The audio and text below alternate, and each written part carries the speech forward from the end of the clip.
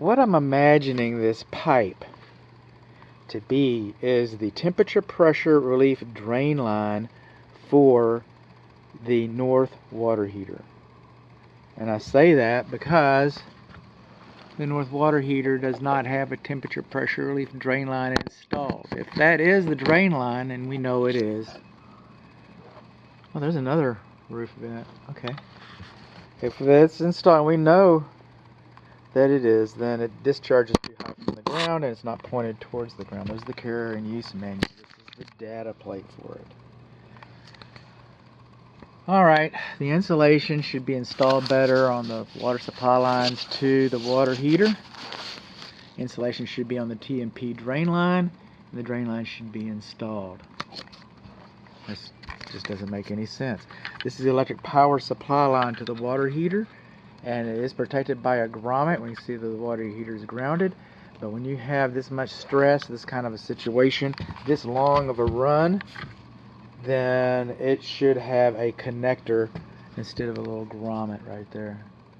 Now that's the best practices. You might get some pushback on that $3 part, maybe $2.50, but that's what should be happening. You see the stress on the cable right there that it's getting when it's just moving around. You think that stress is going to telegraph to the rest of it? I do. I think that stress is going to continue to the connections in the water heater. That's what I think. It's a 50-gallon water heater. This is the safety pan for the water heater. That is your drain line that is not inside of the safety pan. This safety pan is not sized properly for this water heater. You should have a 2-inch gap around the whole water heater. So that would be a 4-inch gap over here. It doesn't look like it. Doesn't look like it at all. Looks like the pan looks like somebody saved a couple bucks, I guess. I don't know. I don't know why you'd put an undersized pan underneath a water heater. Maybe there's a good reason or an excuse. I don't know, but if the valve starts dripping, that pan's not going to help it. That pan's not going to help it at all. Now let's come over here. I'm assuming that the same workers installed that water heater. I can't get to this water heater. Alright? So we're going to assume that we've got some duplicity over here. In fact, from here, I can see that there isn't any insulation at all close to the water heater tank. See that? Can you see the piping on top of the tank?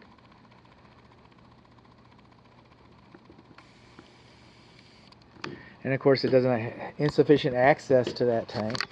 And I wish I could get closer to it, but I'm not. I can't.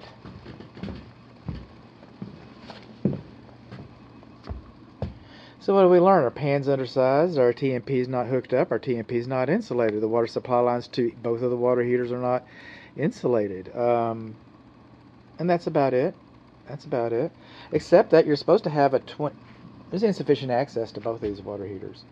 You should have a 24-inch platform that's unobstructed. You see this? These are all obstructed. So when it's time to replace this water heater in about 10 years, you got to come over all this stuff. You got to step on these wires. You want people stepping on your wires? I don't want people stepping on my wires to get it out of here. And that other one is going to be even worse.